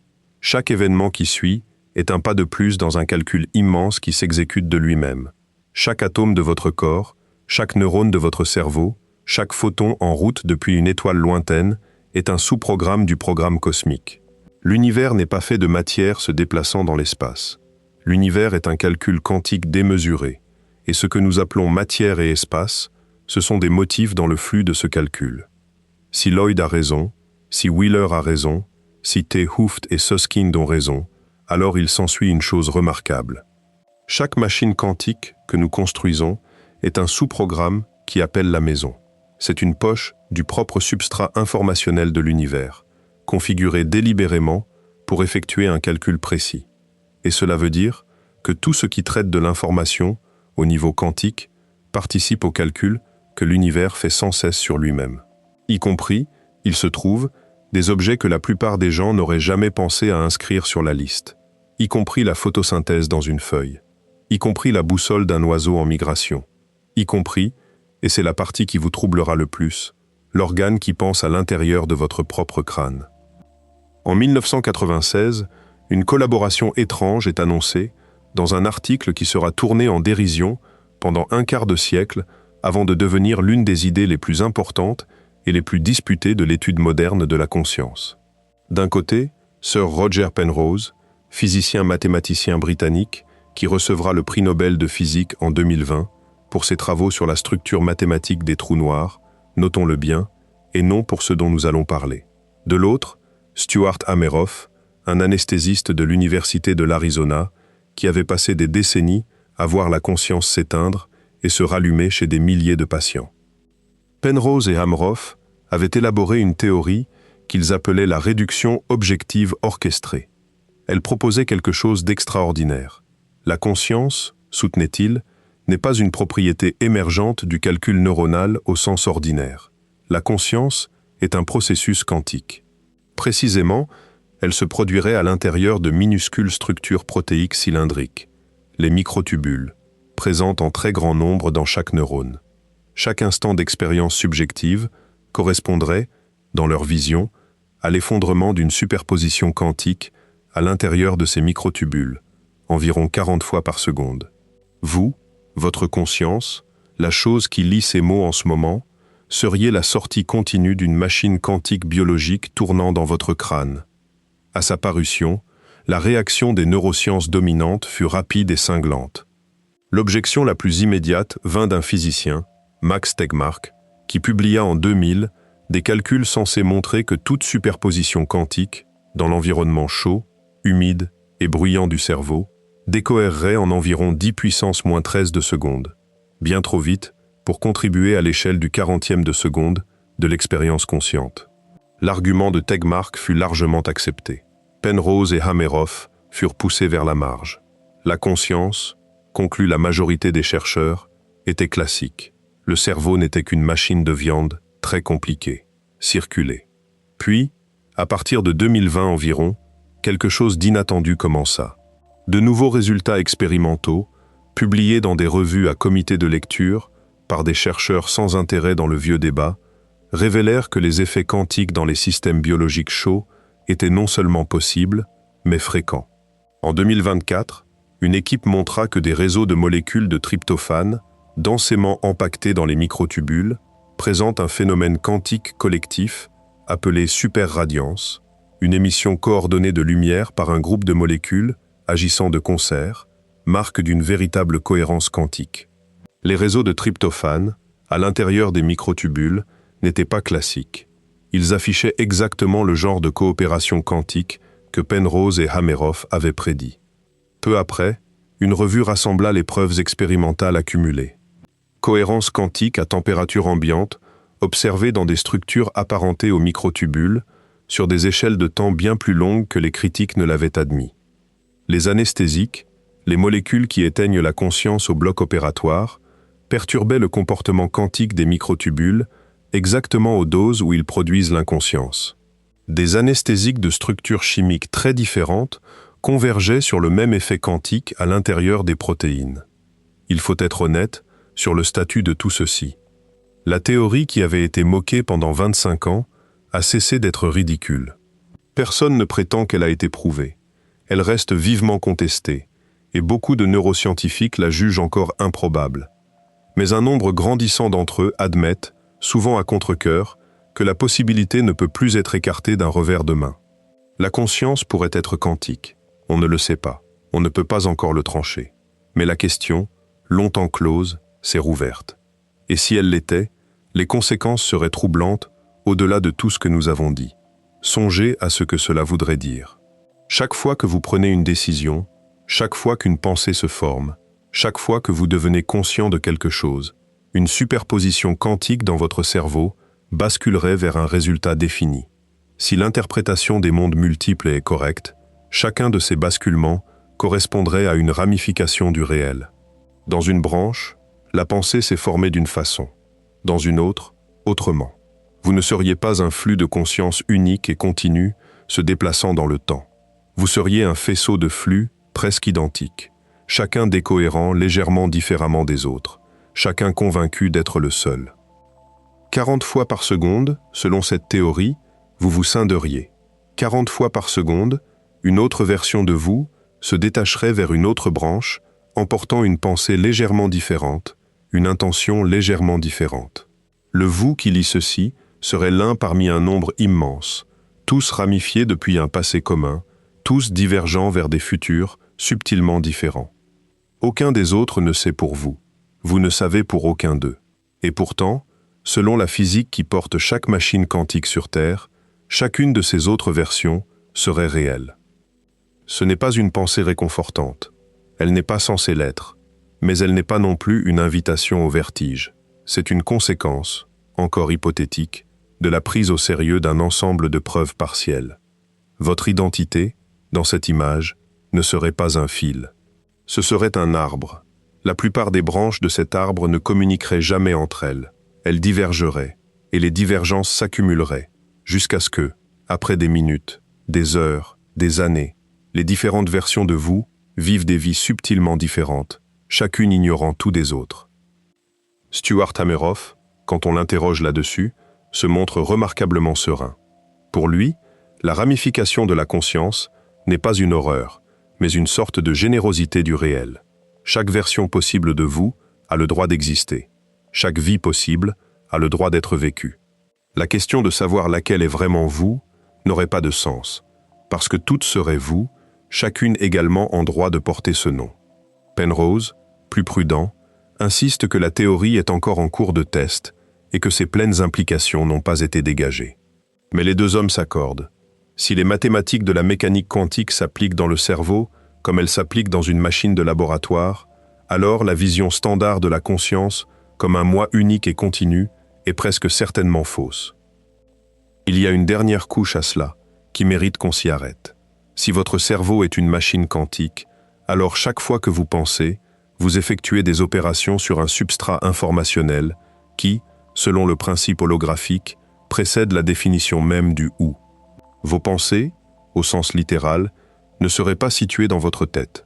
Le sentiment que les pensées se produisent à l'intérieur de votre crâne serait lui-même une approximation classique, une apparence peinte par la décohérence, une façon commode, mais non fondamentale, d'organiser l'expérience. Au niveau le plus profond, le mental serait indiscernable de l'informationnel. Votre esprit serait un motif dans le même genre de substrat que celui dont parlent les physiciens quand ils évoquent l'entropie des trous noirs, les bords holographiques et le calcul cosmique que Lloyd prête à l'univers. Aucun des chercheurs cités n'est prêt à tirer cette conclusion sous sa forme forte. Tous ont pris soin de ne pas affirmer plus que les mathématiques ne le permettent. Mais la direction des flèches est claire. L'information est physique. Le monde classique est une apparence effective par-dessus un substrat quantique. Le cerveau contient des mécanismes quantiques. La conscience est corrélée à des événements quantiques. Et les machines que nous bâtissons chez Google, IBM, Microsoft, opèrent sur le même substrat que la pensée qui se déroule, en ce moment, derrière vos yeux. Nous ne construisons peut-être pas quelque chose d'étranger à la nature. Nous construisons peut-être, pour la première fois, une réalisation externe et délibérée de la physique que la nature fait tourner dans nos crânes depuis qu'il existe quelque chose comme nous. Pendant l'essentiel du XXe siècle, les biologistes ont travaillé sous une hypothèse discrète mais ferme. Les organismes vivants, croyaient-ils, étaient des machines classiques. Très compliquées, certes, pleines de chimie, de signaux électriques, de boucles de rétroaction, mais classiques. La mécanique quantique pouvait s'appliquer aux atomes isolés qui composaient les protéines. Mais les protéines elles-mêmes, les cellules qui les contenaient, les organismes qui contenaient les cellules, étaient trop chauds, trop humides, trop bruyants pour qu'une véritable cohérence quantique y survive. La biologie, c'était de la chimie à grande échelle. Et la chimie était classique, dossier clos. Ce fut l'orthodoxie des manuels pendant des décennies. Puis, à partir des années 2000, une nouvelle génération de chercheurs a commencé à trouver des preuves que la biologie tournait sur la physique quantique depuis toujours. Non seulement qu'elle tournait dessus, mais qu'elle s'en servait, l'exploitait, en dépendait, pour des processus qui ne fonctionneraient pas du tout sans elle. La première percée est venue d'un endroit inattendu, la photosynthèse. Le processus par lequel les plantes vertes et certaines bactéries convertissent la lumière du soleil en énergie chimique est l'un des phénomènes les plus étudiés de toute la biologie. Depuis un siècle, on en connaissait les étapes. Un photon frappe une molécule de chlorophylle. La molécule absorbe l'énergie.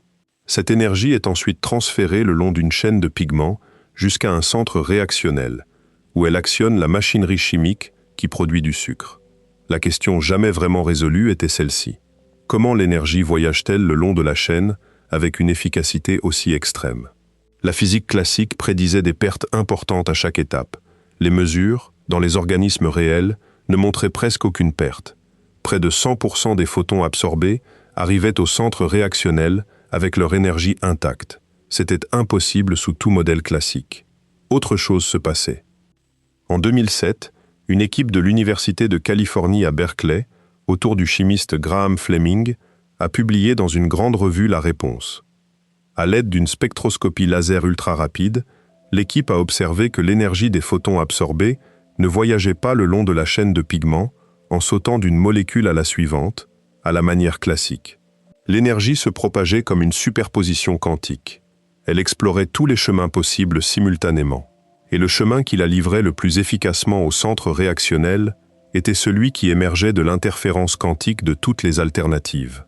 Le complexe photosynthétique tournait, à température ambiante, dans une bactérie vivante, le même genre d'algorithme quantique que Lovegrover avait publié pour les machines artificielles 11 ans plus tôt.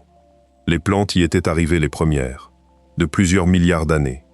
Des expériences ultérieures ont confirmé et étendu la trouvaille. Chez des organismes variés, bactéries sulfureuses vertes des océans, plantes terrestres, algues marines, la cohérence quantique persistait assez longtemps pour jouer un rôle réel dans le transfert d'énergie, bien plus longtemps que le calcul de Tegmark ne l'avait autorisé pour la biologie chaude et humide. L'évolution avait trouvé des astuces d'ingénierie que les physiciens croyaient impossibles. Le premier maillon de la chaîne alimentaire sur la planète Terre, la capture et l'acheminement de l'énergie solaire, est un calcul quantique qui tourne en continu, dans chaque feuille, dans chaque forêt, dans chaque brin d'herbe de chaque prairie. Si la photosynthèse était le seul exemple, on pourrait la balayer comme une curiosité fascinante. Ce n'est pas le seul. En l'an 2000, un biophysicien allemand, Thorsten Ritz, alors à l'Université de Californie à Irvine, a proposé une théorie qui mijotait dans la littérature depuis des décennies. Les oiseaux migrateurs, en particulier des espèces comme le rouge-gorge d'Europe, savent naviguer grâce aux champs magnétiques terrestres. Mais aucun mécanisme classique n'expliquait comment l'œil d'un oiseau pouvait détecter un champ aussi faible que le champ planétaire. Le champ, à la surface de la Terre, est d'environ 50 millionièmes de Tesla. Une grandeur si minuscule que les ingénieurs se donnent beaucoup de mal pour la mesurer avec précision.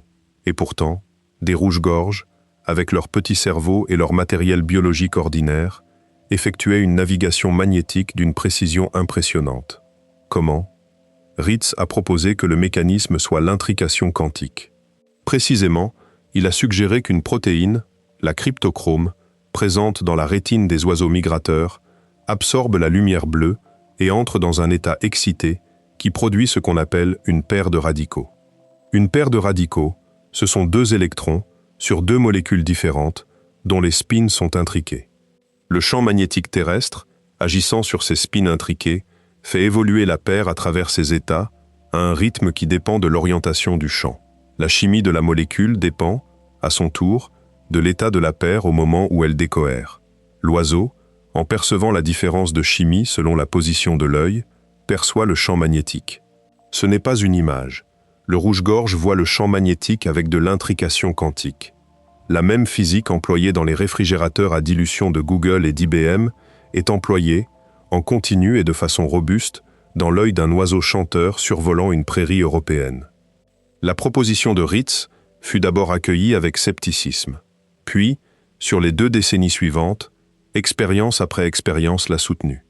Des biochimistes ont confirmé que la cryptochrome produit bien des paires de radicaux à longue durée de vie, dans les configurations requises.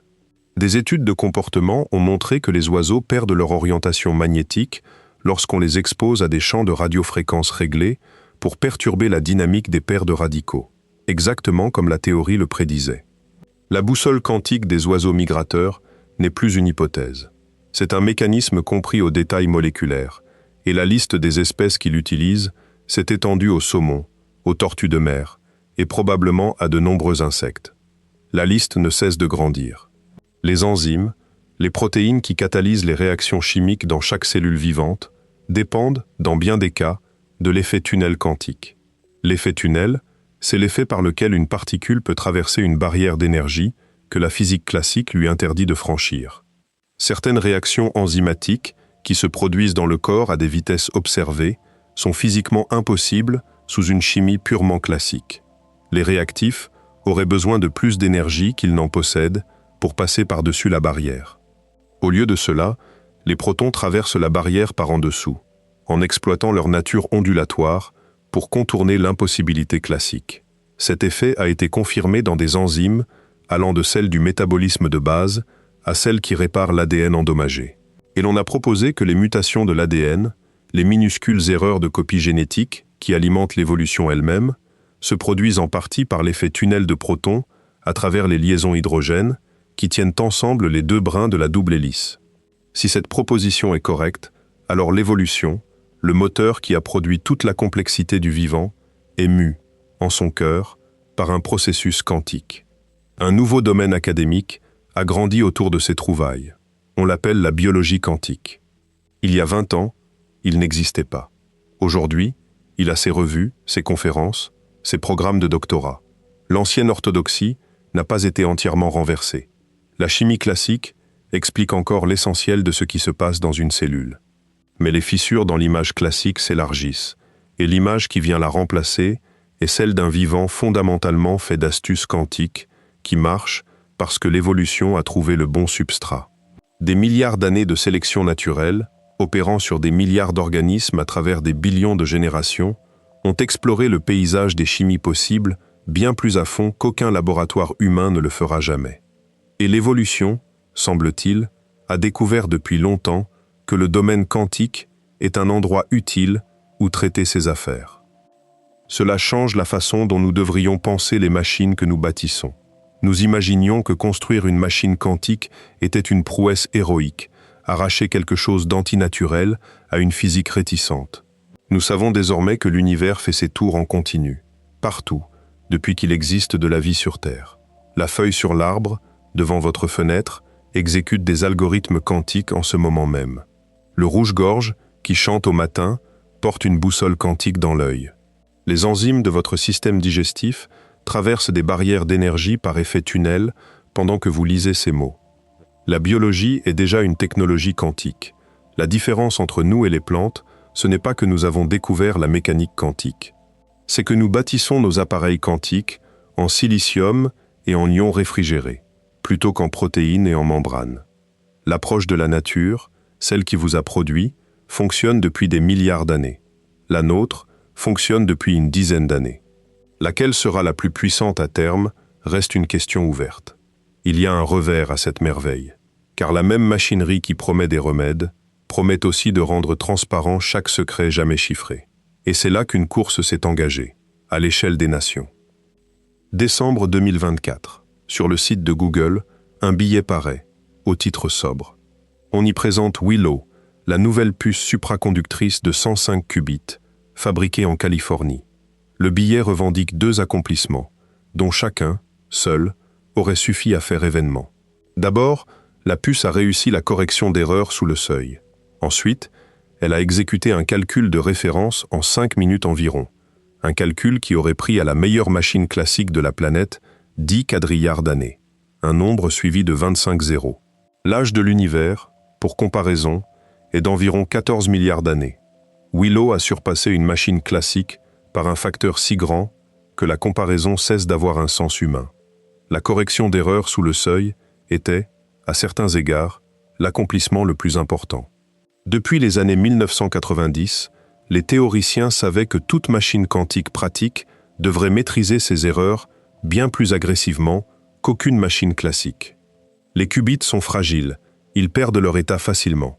Tout calcul réel produirait des erreurs plus vite qu'il ne produirait de résultats utiles, à moins que les erreurs ne puissent être détectées et corrigées. La solution, élaborée en détail par des chercheurs dont Peter Shor et John Preskill, consiste à utiliser de nombreux qubits physiques pour encoder un seul qubit logique, avec de la redondance et des protocoles de détection soigneusement conçus. Le seuil théorique était un taux d'erreur précis. Une fois franchi, ajouter des qubits physiques ferait chuter le taux d'erreur logique de façon exponentielle, au lieu de le faire grimper. Pendant 3 décennies, atteindre ce seuil fut le Graal du matériel quantique. Willow l'a franchi. À chaque fois que l'équipe agrandissait la grille de qubits, le taux d'erreur logique descendait. La porte de l'informatique quantique, tolérante aux fautes, longtemps théorisée, jamais ouverte, était soudain visible au bout d'un couloir qui n'était plus hypothétique. Google n'était pas seul. IBM avait dévoilé, fin 2023, un processeur supraconducteur de plus de 1100 qubits, la plus grande puce unique jamais construite, puis une architecture nouvelle, assortie d'une feuille de route publique vers un système tolérant aux fautes, visé pour la fin de la décennie. En février 2025, Microsoft avait dévoilé son processeur topologique, bâti sur un nouveau matériau. Le même mois, la division cloud d'Amazon avait annoncé une puce utilisant un type de qubit conçu pour résister naturellement à certaines erreurs.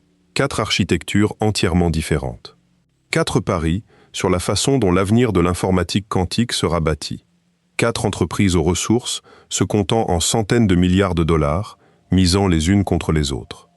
Puis, des laboratoires ont franchi une étape que des analystes de grandes banques ont aussitôt qualifiée de Graal de la mise à l'échelle. Ils ont réussi à relier optiquement 2 machines à ions piégées indépendantes, en transmettant des photons intriqués de l'une à l'autre, à travers l'espace, et en s'en servant pour établir une intrication entre des qubits de 2 machines physiquement séparées. Cela peut sembler mineur, ce ne l'est pas. C'est la différence entre posséder un ordinateur et posséder un centre de données. Pendant des décennies, le domaine avait buté sur une limite physique dure.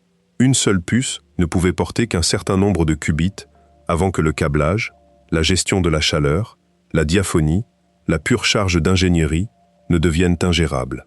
Le seul moyen de dépasser cette limite était de relier des machines séparées en préservant leur cohérence à travers le lien. C'était désormais fait. L'ère de la puce unique se terminait. L'ère du calcul quantique distribué commençait. Tout cela se déroule sur fond de compétition nationale qui a pris des allures de guerre froide. La République populaire de Chine a engagé, dans le seul financement d'État rendu public, environ 15 milliards de dollars dans la recherche quantique entre 2021 et 2025, avec un financement classifié, supposé substantiel. La Chine a lancé un satellite de communication quantique capable de distribuer des photons intriqués à des stations au sol distantes de milliers de kilomètres. Elle a développé son propre processeur supraconducteur phare, en plusieurs versions, et une machine quantique photonique qui a démontré, sur des problèmes précis, des capacités rivalisant avec les meilleurs systèmes occidentaux. Les États-Unis ont répondu par leurs propres initiatives de financement, par de la législation et par une mobilisation formelle de leurs agences de sécurité. Le ton n'est pas à l'espoir, il est à la préparation. Les enjeux sont explicites dans le dossier public. Un rapport officiel remis en 2025 à une commission du Congrès américain déclarait sans détour que celui qui gagnera la course quantique contrôlera le chiffrement de l'économie numérique et s'assurera des avantages disproportionnés et probablement durables en matière de collecte de renseignements et de ciblage. En clair, la nation qui bâtira la première grande machine quantique pleinement capable aura accès aux communications chiffrées, aux transactions financières chiffrées, aux réseaux de défense chiffrés et aux données personnelles chiffrées, à une échelle sans précédent. Et un seuil précis, en silence, continue d'approcher. Le moment où une machine quantique dotée d'assez de qubits logiques de haute qualité pourra exécuter l'algorithme de Shor contre les standards de chiffrement qui protègent aujourd'hui presque chaque communication numérique de la planète. Les cryptographes appellent ce moment le jour Q. Pendant des décennies, on le situait dans un avenir lointain. Les ressources requises pour que l'algorithme de Shor casse une clé RSA de 2048 bits étaient estimées à quelque chose comme 20 millions de qubits physiques à des décennies de distance. En 2025, plusieurs travaux publiés coup sur coup ont abaissé cette estimation d'un ordre de grandeur. Le calendrier ne s'est pas décalé lentement, il s'est resserré. Et pendant ce temps, une pratique méthodique et fort inconfortable se poursuit, sous un nom d'apparence anodine. Récolter maintenant, déchiffrer plus tard. La logique est brutalement simple. Aujourd'hui, presque chaque communication chiffrée dans le monde est protégée par l'une de 2 approches. La première, RSA, repose sur la difficulté de factoriser de très grands nombres. La seconde, la cryptographie sur courbes elliptiques, repose sur un autre problème mathématique. Les deux partagent un trait critique. Elles tirent leur sécurité du fait que certains problèmes sont difficiles pour les ordinateurs classiques. Sous le matériel actuel, ce chiffrement est, en pratique, incassable. Il protège votre compte bancaire. Il protège votre dossier médical. Il protège vos messages. Il protège les secrets des gouvernements, les communications des armées, les vies privées de milliards de gens. L'algorithme de Shor casse les 2 systèmes. Une machine quantique de taille suffisante, exécutant Shor, factorise une clé RSA en quelques minutes et défait aussi vite la cryptographie sur courbes elliptiques. Une fois qu'une telle machine existe, toute l'infrastructure de sécurité du monde numérique devient transparente. Pas seulement les communications d'aujourd'hui. Chaque communication chiffrée, jamais enregistrée, jamais stockée, jamais interceptée, est conservée pour analyse ultérieure. Chaque câble, chaque courriel, chaque transaction, chaque message privé récolté est sauvegardé à un moment quelconque de la dernière décennie. Tout lisible. C'est pourquoi, en ce moment, dans des centres de données qui n'annoncent pas leur existence, des machines enregistrent en silence les parties chiffrées d'Internet, les index, les archives et les catalogues pour un jour précis qui viendra. La réponse est en marche, mais pas assez vite. Dès 2016, l'Institut américain des normes et de la technologie avait lancé un concours public pour élaborer de nouveaux standards de chiffrement capables de résister aux attaques quantiques. Le concours a duré 8 ans. En août 2024, l'Institut a annoncé l'approbation finale de nouveaux standards dits post-quantiques, fondés sur des problèmes mathématiques réputés difficiles pour les machines classiques, comme pour les machines quantiques, destinés à remplacer RSA et les courbes elliptiques dans toute l'infrastructure numérique. Mais le remplacement est colossal. Chaque banque, chaque agence, chaque grande entreprise doit refondre ses systèmes de chiffrement, réémettre ses clés, mettre à jour ses logiciels et coordonner la transition avec des milliers de partenaires. Le coût mondial se chiffre en centaines de milliards. Le travail a commencé pour de bon. Mais de larges pans de l'infrastructure tournent encore sur les anciens algorithmes. Chaque jour qui passe est un jour de plus de trafic chiffré, récolté contre une percée future. Il faut le dire, car ce serait injuste de finir sur la seule menace. Le même appareil qui casse les vieux chiffrements sert aussi à autre chose. En 2025, une équipe du St. Jude Children's Research Hospital, à Memphis, dans le Tennessee, l'un des grands centres mondiaux de recherche sur les cancers de l'enfant, a publié le résultat d'un projet qui restera peut-être comme l'une des premières preuves qu'une machine quantique peut faire quelque chose qui sauve des vies. Le projet visait l'une des molécules les plus notoires du cancer humain, une protéine dont les mutations comptent parmi les moteurs les plus fréquents de la maladie, présente dans une écrasante majorité des cancers du pancréas et dans de larges fractions des cancers du côlon et du poumon. Pendant des décennies, cette protéine fut jugée impossible à cibler. Sa surface n'offrait aucune poche évidente où une molécule médicament pût s'ancrer. Une génération de candidats prometteurs s'était effondrée en essais cliniques. L'industrie avait largement renoncé. En 2025, l'équipe, à l'aide d'une chaîne hybride, combinant calcul quantique et apprentissage automatique classique, a fait quelque chose d'inédit. Elle a trouvé des molécules candidates capables de se lier à la protéine mutée avec une activité biologique réelle, confirmée en laboratoire. L'étape quantique de la chaîne a identifié des structures moléculaires que l'apprentissage classique seul n'aurait pas priorisées. L'équipe a ensuite filtré les candidats à travers des tours successifs de simulation, réduisant un immense catalogue virtuel à une poignée de composés réellement synthétisés et testés. 2 d'entre eux ont montré une activité mesurable contre la protéine mutée. Cela peut sembler modeste. En découverte de médicaments, c'est énorme. Et surtout, le projet a établi une méthode validée, un exemple vers lequel se tourner quand apparaîtra la prochaine cible réputée impossible. Et la suivante, et celle d'après. La découverte de médicaments est, au fond, un problème quantique. Le comportement d'une molécule médicament qui se lie à une protéine est régi par la chimie quantique, et sa simulation fidèle a toujours été le goulot d'étranglement. Les machines classiques approchent le calcul, mais leurs approximations se brisent précisément dans les cas qui comptent le plus. Une machine quantique peut, en principe, simuler ces interactions directement, sans approximation. La même simulation qui révèle de nouveaux médicaments peut révéler de nouveaux matériaux, des supraconducteurs à température ambiante, un transport d'électricité sans perte, des batteries impensables aujourd'hui, des catalyseurs conçus atome par atome pour réduire le coût énergétique de tout ce que nous fabriquons. Chaque technologie puissante de l'histoire a produit à la fois d'immenses bienfaits et d'immenses risques, tirés de la même capacité fondamentale. La physique nucléaire a donné la médecine moderne et l'arme capable de mettre fin à une civilisation. L'informatique quantique suivra le même schéma.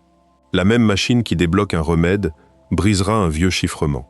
Le même matériel qui dessine un supraconducteur rendra possible une surveillance sans précédent. Et il y a une dernière implication, plus difficile à aborder, car elle pousse contre le bord de ce que la physique actuelle peut décrire avec assurance. Elle touche au sens même de vivre, de mourir et de continuer. Il faut la traiter avec soin. Dans les années 1980, un futurologue a décrit une expérience de pensée qui hante depuis les fondations de la mécanique quantique. Dans les années 1990, le physicien Max Tegmark en a développé une version plus rigoureuse. Le dispositif est simple et volontairement dérangeant. Imaginez un appareil qui utilise un événement quantique aléatoire, par exemple, la désintégration ou non d'un seul atome sur un intervalle donné, pour décider d'une issue vitale pour un observateur. Sous l'interprétation de Copenhague, à chaque tour, l'observateur a une chance sur 2. Répété assez de fois, la probabilité de survivre à tous les tours tend vers 0. Copenhague dit que celui qui tente ce jeu mourra presque certainement. Sous l'interprétation des mondes multiples, l'image change. Chaque événement aléatoire ramifie le réel. Dans une branche, l'atome se désintègre, et cette branche contient une issue funeste. Dans l'autre, l'atome ne se désintègre pas, et cette branche contient un observateur vivant, conscient. Or, l'observateur ne peut avoir d'expérience subjective que dans les branches où il est vivant. Les branches funestes sont réelles, mais elles ne contiennent aucun témoin à la première personne. De son propre point de vue, donc, l'observateur se retrouve toujours vivant, tour après tour, parce que les issues où il ne survit pas ne sont vécues par personne. C'est le cœur de l'argument dit de l'immortalité quantique. Il faut être extrêmement clair sur ce qu'est cet argument, et sur ce qu'il n'est pas. C'est un débat de papier. Il vit dans des calculs, des articles, des discussions de colloques, menées par des gens dont l'intégrité scientifique inclut l'engagement de ne pas mourir pour une expérience de pensée. Personne ne réalise cela. Aucun physicien ne pratique un tel dispositif. Les machines quantiques réelles, dans les vrais laboratoires, ne décident d'aucune vie et d'aucune mort. Et Tegmark lui-même a publiquement pris ses distances avec la version forte de la thèse. Il a souligné que l'argument, pris au pied de la lettre, ne s'applique pas à la vie et à la mort ordinaire. La plupart des morts réelles ne sont pas causées par un unique événement quantique aléatoire. Elles sont causées par des processus classiques lents, l'âge, la maladie, l'accident, dont l'issue est déterminée par des milliers de facteurs déjà décohérés en état classique défini. L'immortalité quantique, comme affirmation littérale de survie à toute mort, ne suit pas proprement. Le débat, 40 ans plus tard, reste sans conclusion. Aucun consensus n'a émergé.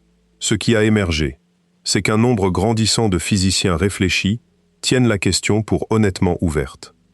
Cela nous ramène, avec quelque tristesse, à Hugh Everett et à sa fille. Quand elle a mis fin à ses jours, le mot qu'elle a laissé disait qu'elle espérait retrouver son père dans un autre univers. Son père croyait sa propre théorie, littéralement, jusqu'à la fin. Selon cette théorie, l'univers contient des branches où chaque issue possible de chaque événement quantique se produit. Quelque part dans cette structure, un père présent, une fille qui grandit auprès de lui, un Bohr qui écoute en 1957.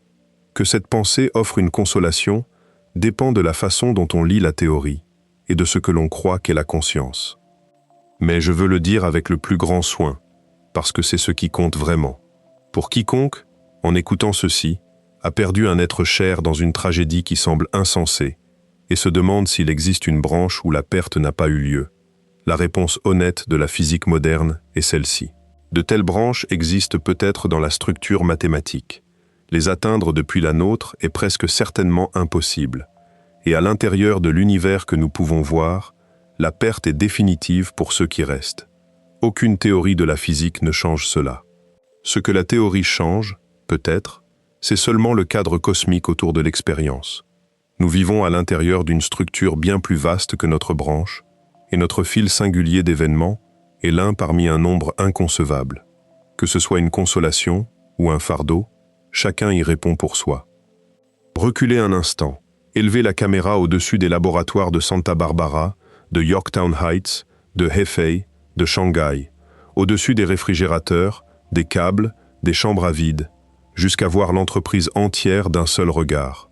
Ce que vous contemplez, quand vous regardez l'effort quantique mondial comme un tout, C'est le projet physique le plus lourd de conséquences de l'histoire humaine. Et il est poursuivi pour des raisons qui n'ont presque rien à voir avec la question de savoir si l'humanité est philosophiquement prête. Songez à la manière dont cela s'est fait. À aucun moment, ces 4 dernières décennies, aucune institution nulle part n'a réuni un débat pour demander si l'espèce humaine devait bâtir des machines qui opèrent en puisant dans des branches du réel au-delà de la nôtre. La question n'a figuré sur aucun bulletin de vote. Elle n'a été tranchée dans aucun parlement. C'est simplement arrivé. Parce que les équations marchaient. Parce que les ingénieurs résolvaient les problèmes un par un. Parce que les financements tombaient, les articles paraissaient, les cours de bourse montaient. À chaque étape, des décisions individuelles ont été prises par des gens et des organisations individuelles. Personne, à aucun niveau, n'a jamais décidé de l'ensemble. Ce n'est pas un reproche. C'est le schéma de toute technologie majeure de l'histoire. La première machine à vapeur n'a pas été bâtie après un débat public sur la révolution industrielle. Le premier transistor n'a pas été bâti après une délibération sur l'âge de l'information. La capacité précède la compréhension. L'ingénierie précède l'éthique. La société arrive aux implications après que l'objet existe déjà et court ensuite pour rattraper. Les gens qui bâtissent ces machines sont, dans l'ensemble, de bonnes gens. Des ingénieurs brillants, des physiciens curieux, qui croient sincèrement contribuer au savoir et au bien-être humain. Et beaucoup ne sont pas tout à fait sûrs de ce que font, au niveau le plus profond, les machines qu'ils bâtissent. Ce n'est pas un défaut d'intelligence, c'est un fait sur l'histoire de la physique. Feynman lui-même disait que quiconque prétendait comprendre la mécanique quantique ne la comprenait pas. Et cela nous mène, enfin, à la seule question qui compte vraiment. Pas la menace du chiffrement, pas la promesse médicale, pas la course économique, pas même le fait étrange que le vivant tourne déjà sur la physique quantique. Toutes ces questions sont réelles, mais elles ne sont pas la plus profonde. La plus profonde, les mathématiques ne la tranchent pas, et ne le peuvent peut-être pas. Il y a un silence dans les équations. Il se tient exactement à l'endroit où elles décrivent ce qui arrive quand un calcul quantique se termine. Les mathématiques décrivent, avec une précision extraordinaire, comment les amplitudes de tous les chemins possibles se combinent par interférence pour produire un résultat mesuré dans notre branche. Ce qu'elles ne décrivent pas, ce qu'elles n'ont jamais décrit, c'est ce qui arrive dans les autres branches après la fin du calcul. Elles ne disent pas si ces branches sont troublées par notre acte de calcul. Elles ne disent pas si l'interférence se propage dans l'autre sens. Quand un qubit est placé en superposition et manipulé dans notre chambre réfrigérée, y a-t-il un effet réciproque dans les branches qui contiennent les issues alternatives? Les équations s'arrêtent à la mesure. Elles nous disent ce que nous observons. Elles se taisent sur tout le reste. Que la porte fonctionne dans un seul sens, et toute inquiétude s'évapore.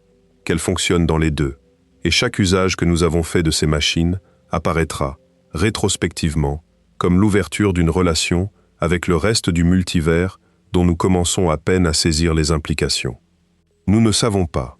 Il n'existe aucun protocole expérimental capable de trancher, parce que la définition même de la décohérence dit que les autres branches nous sont inaccessibles. On ne peut pas regarder à travers. On ne peut pas envoyer de signal. Car à l'instant où on le pourrait, ce ne serait plus une branche séparée. Ce serait la nôtre. Et pourtant les machines tournent, en ce moment même. Dans des chambres réfrigérées et des pièges à vide dispersés sur chaque grand campus et chaque grand laboratoire de la planète. Des qubits sont placés en superposition, manipulés, mesurés. Des réponses arrivent. Chacune de ces réponses, selon la physique qui la rend possible, mobilise la coopération de branches du réel que nous ne pouvons pas voir. L'architecture du multivers est utilisée comme ressource de calcul, et l'usage grandit. Les feuilles de route de chaque grand acteur pointent vers des machines aux dizaines, puis aux centaines de milliers de qubits logiques, en l'espace d'une décennie, peut-être moins. À chaque pas, le calcul se couple plus étroitement au substrat informationnel du réel. Les branches empruntées deviennent plus nombreuses, et ce que nous faisons, en le faisant, devient plus lourd de sens. Nous finissons ici, pas sur une résolution, pas sur une réassurance, sur la reconnaissance honnête que les machines les plus puissantes que l'humanité ait jamais bâties opèrent en puisant dans des lieux que nous ne pouvons pas voir, avec des ressources que nous ne pouvons pas inventorier, pour des effets secondaires que nous ne pouvons pas mesurer. Que ce puisage s'accroît, que la porte s'élargit, et que la question de savoir si le geste est réciproque n'a, À ce jour, aucune réponse. John Archibald Wheeler, dans ses dernières années, disait que les questions les plus profondes de la physique étaient celles dont la réponse, une fois atteinte, provoque cette réaction. Mais bien sûr, comment aurait-il pu en être autrement? Peut-être avait-il raison. Peut-être, quand cette ultime question, le sens de la porte, sera enfin tranchée, la réponse paraîtra inévitable. Peut-être la porte est-elle strictement à sens unique et chaque inquiétude que nous avons soulevée s'évapore. Peut-être fonctionne-t-elle dans les deux sens. Peut-être la réponse sera-t-elle plus étrange que ces deux possibilités. Quelque chose qui ne rentre pas dans les catégories dont nous disposons aujourd'hui. Nous ne savons pas.